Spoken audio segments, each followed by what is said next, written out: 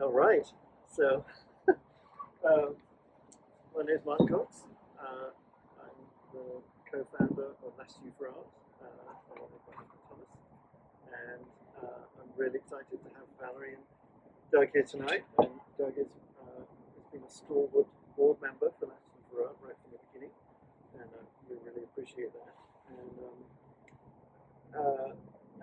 And just to say, we have uneven surfaces, so be careful on the stairs and walking around. There's trash at the back over there. There's a bathroom available in the residency by following the ramp all the way back. We've been lusting for art. So really, our focus is building, and it consists of artist housing and artist residencies. So in the top apartment here with the lights on, we have artists come every month between March and November, and they stay 2 or 3 weeks, and usually have some kind of or create some kind of event, sort of like this. And that can either be a workshop or it may be they're just presenting about their work or something. So, and we also do a drawing in the garden series where people just come and draw these beautiful things. We just had a cyanotype workshop last weekend from a photographer resident, and so that's what Latitude for Art does, and we're very glad that you're all here. And now I'm going to turn it over to Doug for anything I forgot, whatever you want to say. Thank you, Doug.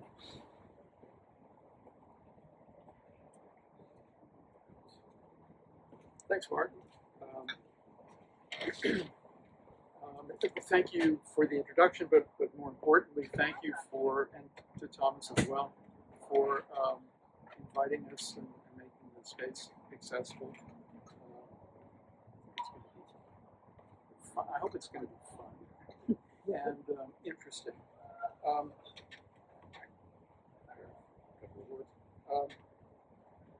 Is it possible to reveal a mystery without dissolving it?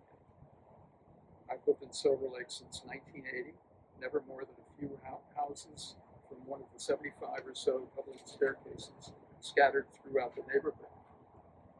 Built by the area's earliest developers in the 1920s, they were meant to give housekeepers and tradespeople, who often didn't drive, a way up the hills to the houses they served.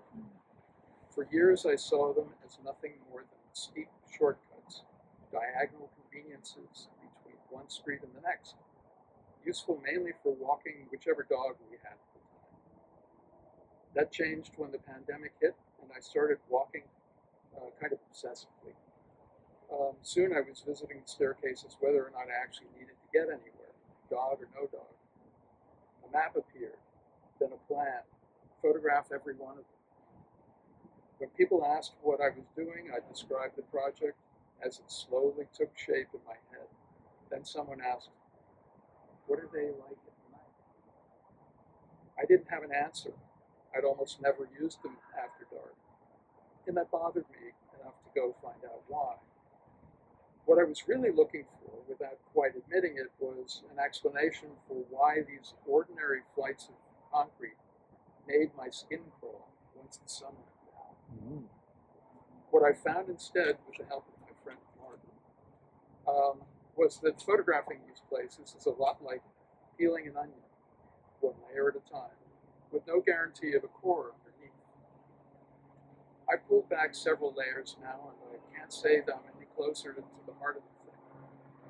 Maybe that was never the point. I love stumbling onto a good mystery, whether or not I understand it better afterward. What I brought back is evidence of what exactly I'm really still not sure. I've known Valerie Johns now for over 30 years. And in that time, she's been a psychotherapist, an artist, a jewelry designer, and as of recently, a published author.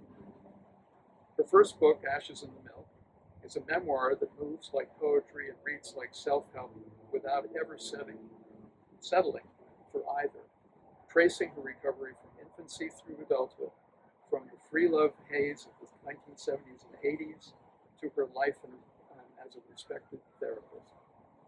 The central claim is a simple, hard-earned one. Healing isn't an event, it's a lifelong internal process.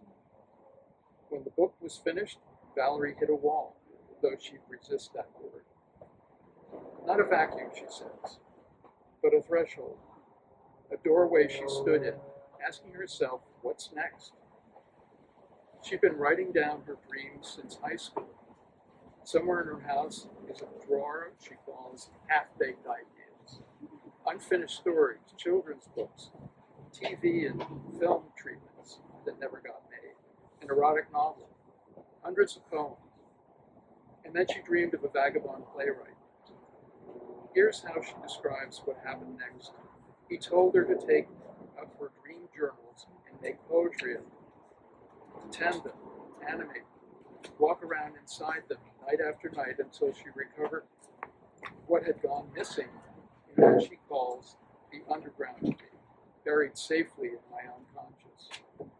To open up the night time, she says, is to have a real conversation with your psyche, your soul, your higher self.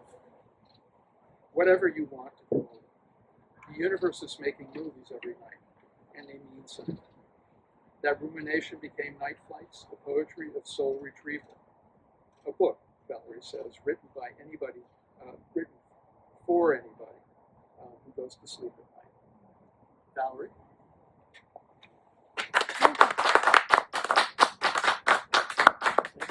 That was beautiful.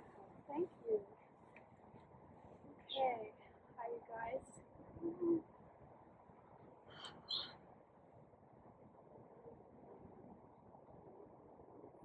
Most of these poems are from Night Flights, the Poetry of Soul Retrieval, but some of them are interwoven with Ashes in the Milk because they are so related and involved. Can you all hear me? Yes. Okay, good. They're just they're intertwined. Psyche just doesn't, it's non-linear, right? Our dreams and our lives are very rarely A, B, C, D. It's more like A, B, C, F, G. So I hope I've strung it along for you. When they head home, when the wounded one becomes healer, when the fragmented one is whole, when the patient can nurse the body of the doctor, then the oblong hand grenades, steel gray balls of the nightmare, rush down from the hill to the foot of the therapist's tower. Balls to knock things over, balls to blow things up. Then the floods come, the roof caves in, the baby dies, crushed and gone. And the lonely young one heads home through the woods while the dreamer drives on into the dark. Building a vessel in which to travel. In the dream time, I receive visitors in the places I go when some of me isn't watching. I enter the cluttered apartment of a very old lady. There's a vagabond there, it's Samuel Beckett.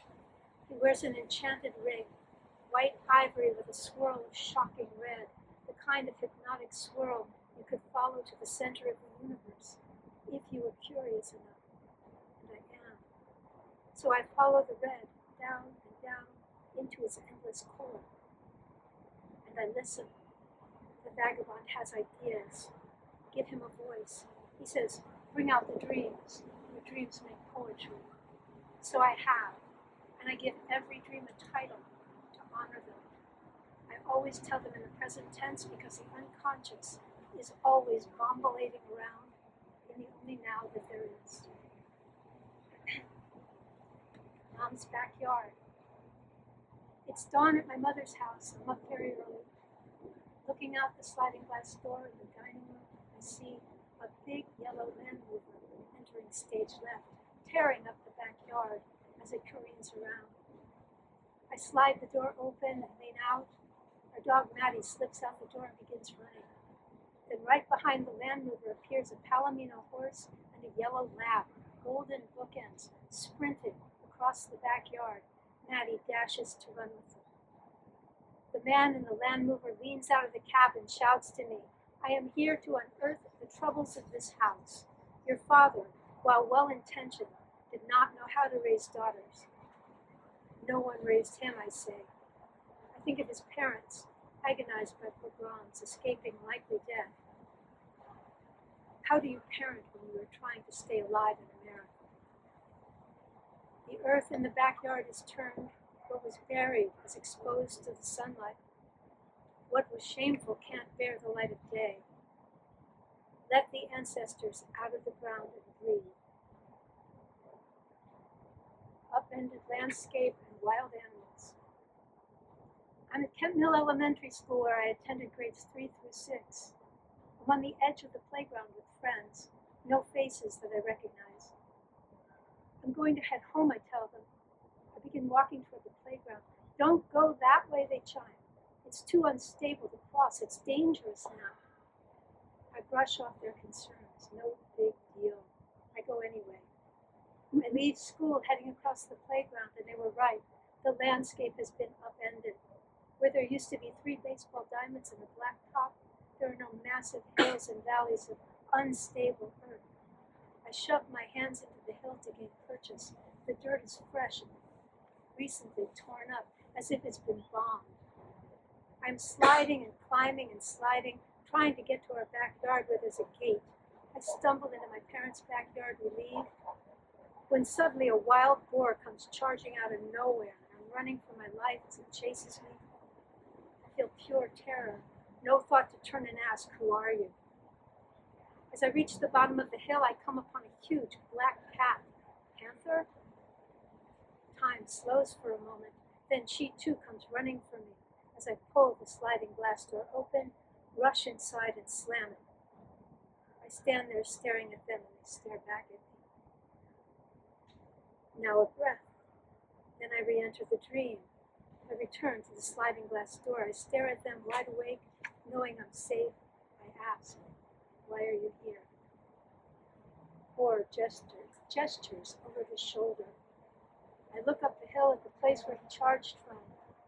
Or came from my mother's rose garden, the place where we scattered my father's ashes. I lean in. What medicine do you carry for me? Or says I come from the bones of your father, of his people in Ukraine. Look, he tells me, and he conjures an image of my 7 great uncles sitting around a fire in a forest, starving to death, waiting to be murdered. They say we are always hungry. There is never enough food. I ask them what I can do. What can I do to help? What can I do to heal your pain? They respond with a resonant, kill Putin. It's unanimous. They are very clear. Their desire for revenge is tremendous. I pause and then I pull out an imaginal wand and I wave it in the air above us. A Patronus of Great Bear emerges, heading to the Kremlin to go and stop the war. The uncles cheer. They have been heard and honored. Then war evolves, transformed into a tiny being. Somebody to hug. Oh, a sweet hedgehog. I wish I could be so evolved that I bypass the rage and revenge. This isn't possible in an honest encounter of the shadow, and apparently it's not possible in an honest meeting with the ancestor. Before I tended this dream, they were just an idea. Today they are people. Death rehearsal. I'm a little girl sitting on the stairs waiting for Dad to come home. The stairs are wooden and there's an iron railing with curlicues that I'm tracing with my little finger. A woman, a mother, who also feels like she is me, tells little me, Dad is working late, not to worry, he'll be home. This upsets the little girl who's me. I begin bending the end of each wrought iron curlicue, pressing it in on itself, bending. It is as if I am the girl, the observer, and the mother, inside and outside of this dreamscape. The dream fades into me as an adult, very tired, yawning deeply. I walk outside into a garden, lie down on the floor and fall asleep, and I realize heavy birds have landed on me. Vultures, condors. I try to sit up with the chair. I feel panic, I struggle against the weight of the birds. I seem to wake from the dream, but I'm still dreaming, in the dream within the dream. I get out of bed. I walk into the kitchen, where I pass out. I see myself falling, and I'm afraid for myself. And I wake from the dream inside the dream. I wake and lie there relieved that I am where I really am, safe in bed. I get the sense that somehow I'm preparing myself to be carried.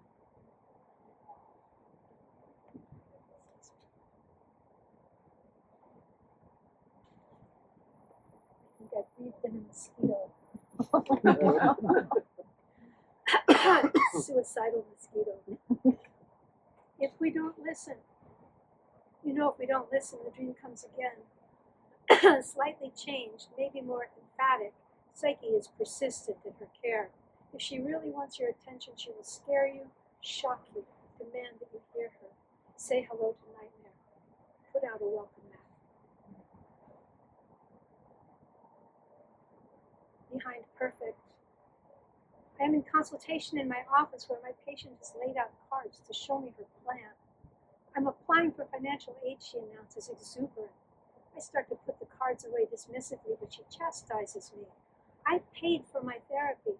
I paid for your office instead of my education. She's seething. I retort, this was your education, and now you have developed into someone who can go to school. I wake. I pause. I breathe and write it all down, and I know she is me.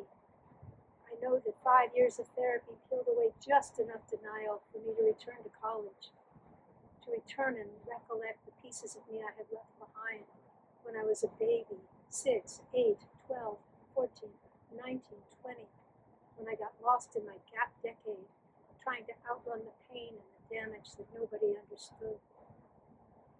I dissolved back into the dreamscape, leaving my patient standing by the sliding door, overlooking the Pacific. I go through my lobby to the bathroom. It's morphed into a large public bath, a row of stalls, dull cinder black walls, steel doors. My colleague's there washing her hands. I begin to tell her about the session when there's a whirring sound, an energy. It's revving, it's winding up, and it's fierce. And bang! Satan blows out of a stall, rocking a slinky, sparkly silver dress like a 1920s flapper. I call out to my friend, but Satan pushes me into a private stall, and I wake up startled. Later I ask, so what's up with that, Satan? You miss Wilding, she tells me. Find a workaround, would you? Someone may kill me. I'm in West Virginia near Harper's Ferry. The greenery speaks to late spring, lush mountains, newborn foliage in the trees. I'm walking on a dirt road. So happy to feel at home here. My mother is West Virginian. I'm walking by a few scattered homes on my left when I see Helen's house up ahead. I'm trying to decide if I should stop, and I don't. She isn't there anyway. She died a couple of years ago. Her husband sees me from the front door and comes out. We follow a stream as it leads us to a cave. As I see the entrance I don't want to enter, I have this awful dread. I'm afraid of Steve. If I go into the cavern, he's going to kill me. I wake before anything can happen. Later, I enter the cave awake. I can feel safe in the reverie of exploration. The cave, the mother, the womb.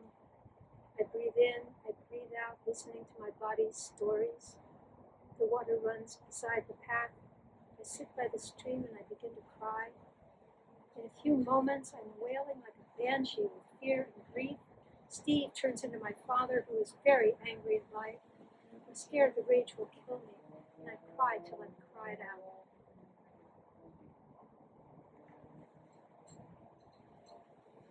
Dead snakes, and then I'm walking outside in the backyard of someone's home. I thought I was going to admire the garden, but there are old tomato vines, depleted, still staked to stand up straight. It's midday, nice weather, and I find myself tiptoeing around many dead snakes. They are all different sizes, various colors and markings, in odd and unexpected poses, as if they've been surprised by death. One is particularly twisted, as if it died suffering. I'm startled by one living snake in their midst. It rises up, prepares to strike me. I see the fangs of a rattlesnake. I think to myself, never kick a snake, as I go ahead and kick it. and it strikes, piercing my leg, my Achilles, and I wake panic. I go back into the dream time with the presence of mind to ask the snake, why are you visiting now? Snake says, plan your wedding. I say there's no time. The voice of snake says, say yes to the wedding. My hands grow cold and even colder. My feet are freezing, even though it's warm outside. I hear the voice of snake. I'm with you and I'm cold all the time. No warm blood because I carry medicine. Collect all snake dreams in one place and the medicine will complete. Snake and child. The room has a large plate glass storefront with a heavy metal door. Outside the window on the sidewalk is an incredibly large snake with magical pale diamond markings. It's surely sleeping as a little monkey is playing on its massive draped body. There's a little girl in the room with me, maybe 3 years old. She dances excitedly, thrilling to the snake and monkey. She toddles over to the door and pushes it open. Suddenly the snake leaps. Its huge head begins to shove through a crack in the door. Its scales have changed color.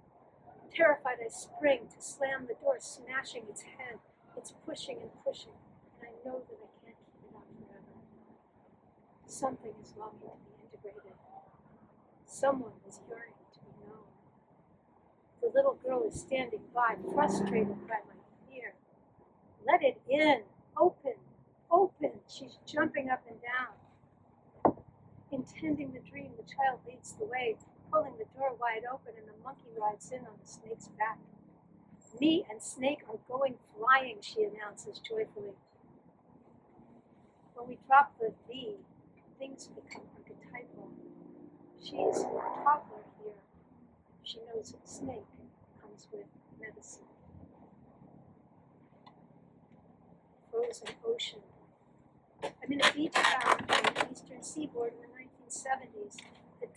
The shiny, towering condos are unbuilt until somewhere in the moving future. Here, just white clapboard houses with wide, welcoming porches. A disaster is striking. There's been a great flood, a tsunami, that is turning into a great freeze. As soon as the water breaches the wide sandy beach, leaps over the boardwalk, and starts down the little side streets, rivers of thick ice jamming into themselves. The waves of ice are crashing against this freezing river. I have never been to the sea.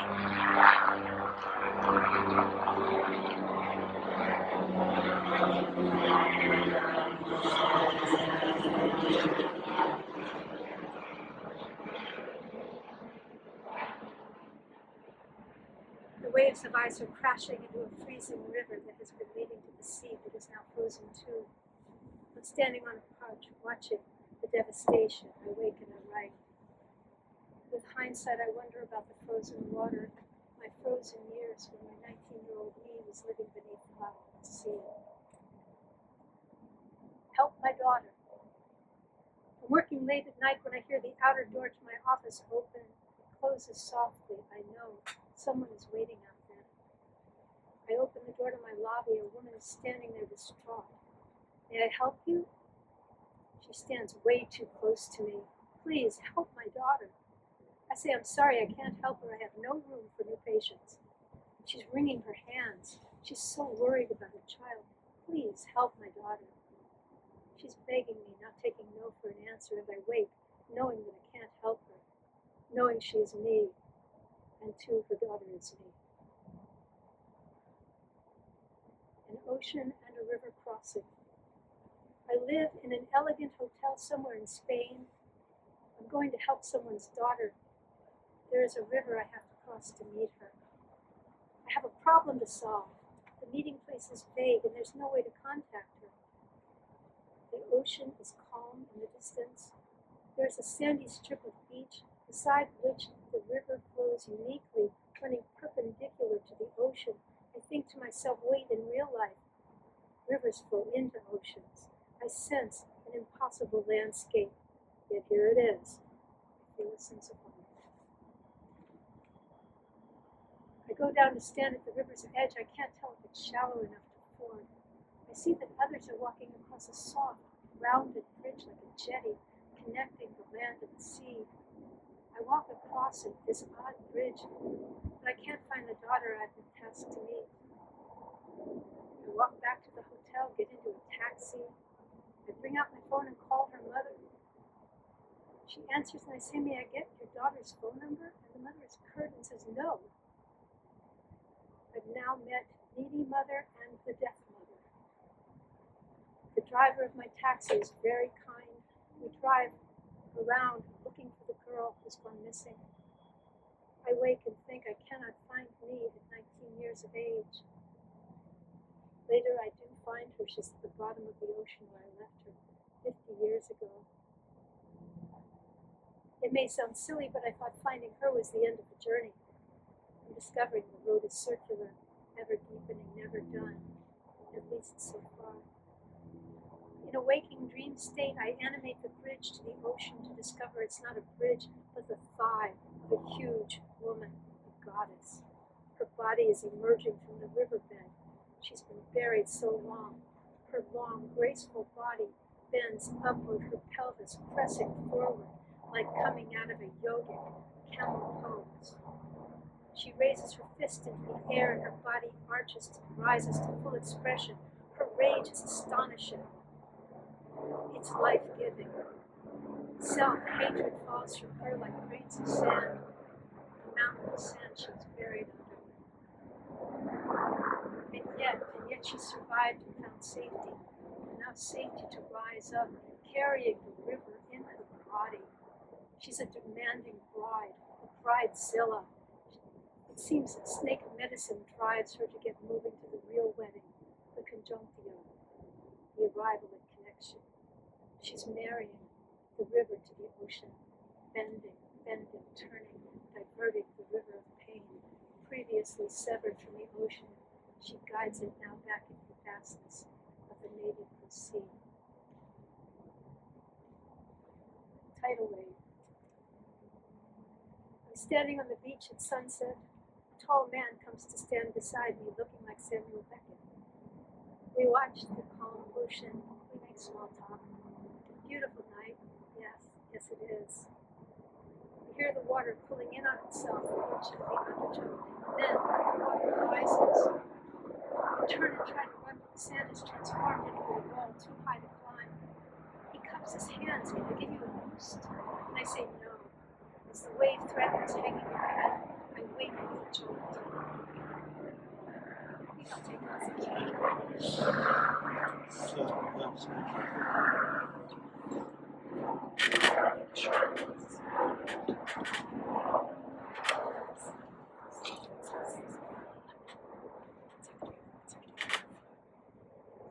The fear of this tsunami of pain is not trivial.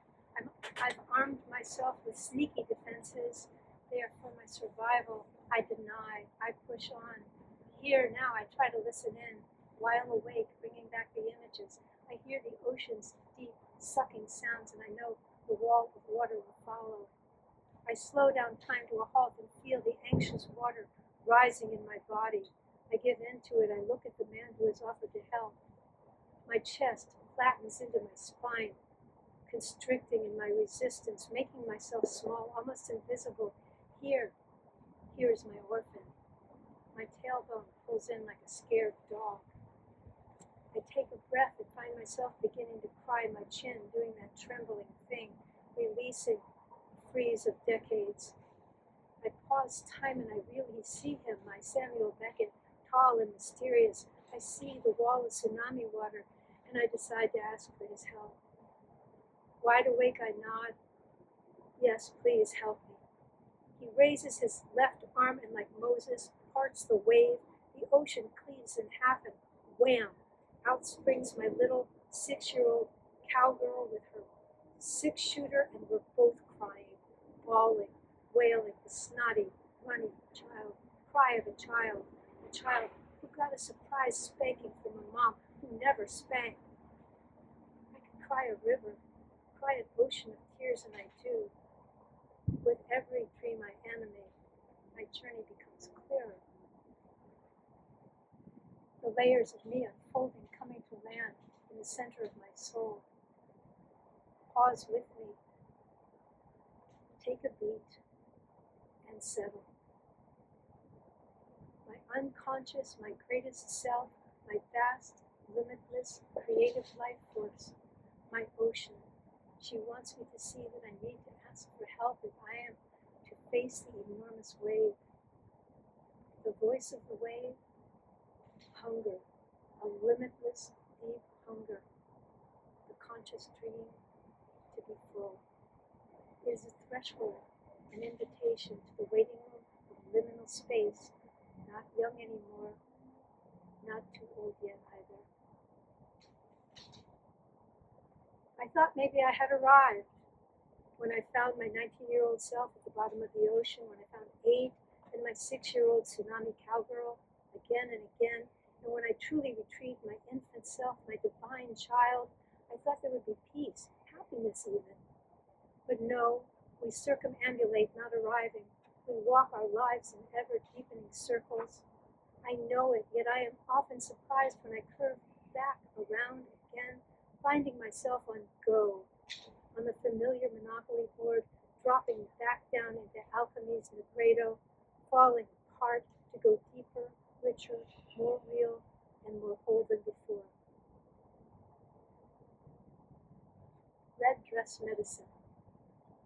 This dream, a big, huge, seminal dream, came bearing the gift of redress, of repair, of going home. I'm in a dark space, so dark there's no distinction between the walls and the sky. There's no floor. There must be, because I seem to be standing. There's a red dress dancing before me. It moves as if there's a woman inside, but no one's there. Dancing, swaying, twirling, magical, and I'm the witness. After watching this dancer, it feels like hours, I hear a woman's deep voice chanting, red dress medicine, red dress medicine. She's emphatic. She wants me to understand, insisting I remember. She repeats loudly, her voice escalating, urgent. She's a teacher, urging me, wake up and write it down. I wake in the dark, exhausted, but willing to remember to write while this woman's voice is still booming through me. I write red dress. In the morning, I go to my painting box, bring out bright red and a brush, and I make it something living. Redress, making something right. Something that was wrong is made right. The dress as medicine is alive. I want to repair something. I want to heal something. I go to learn about red. It's auspicious, the last stage of the alchemical process, the rubedo, the reddening. The Sufi dervishes twirl like the dream dress, possessing himma, a prayer in motion. In a dream workshop, 2 other women say they too have dreamed of the red dress dancing. Another tells me of a Canadian artist from the Métis tribe. She did an art installation, empty red dresses hanging from tree branches, dancing in the breezes, each one honoring an indigenous woman who's gone missing, was believed murdered. The artist said we put on the red dress and dance for those who can no longer do it. I melt inside. Waking up is coming home. Waking up is wondering, is all of life a dream? And when resistance ends, the wounds within us slowly fill themselves in from the inside out. Redress, repair, dance, and come on.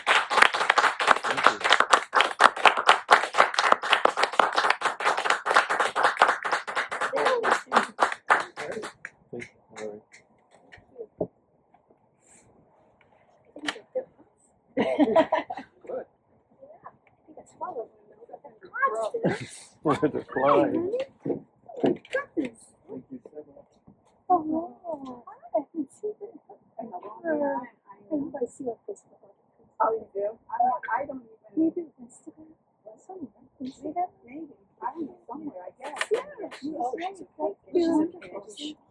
Yes. So we have tea and soft drinks and truffles. And, Truffles. hang out. Aw. Not yet. I moved up to the west side about 23 years ago. Yeah. I was in Chevrolet House. Yeah. Okay. So nothing that you wanted, like, so no fictional, like diary, like. No, you journal. Okay. It was a really interesting combination. For wanting to be like Yeah. shooting. And then the fact that you appeared in it. Oh, yeah. Even though Yeah. He was surprised at her. it's still, well, she appears in one of the staircases. Yeah, because I was thinking about it. I wasn't sure who that was. Yeah, with the because you can totally But the staircase themselves is on the staircase faces. It's magic. Yeah. Past history. It's I see. And so you felt that meant you did not have a voice, or you meant like, oh, I chose this because I don't have a voice, or you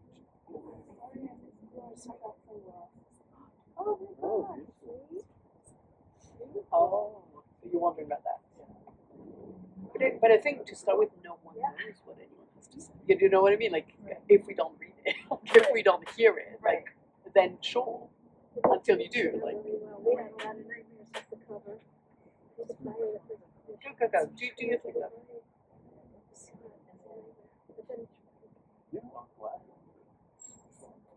Yes, she did get it. She did? Oh, yeah. She's not going to stop. Oh. I said, I can't put my name on this. She's grateful. And I couldn't blame it.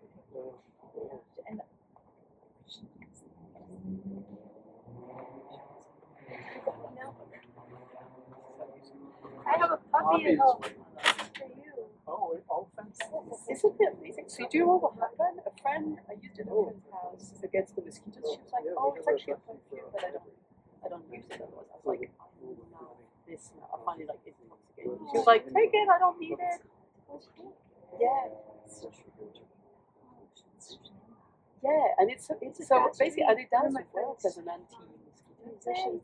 And I find it beautiful. Maybe it's a bit herbal as well.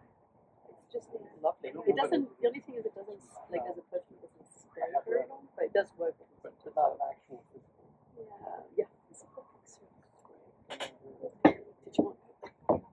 I read way too much. I read all of them. Yeah. Just want a couple of pictures as well. I think I want to.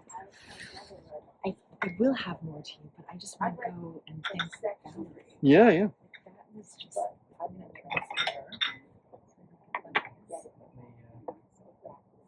Really?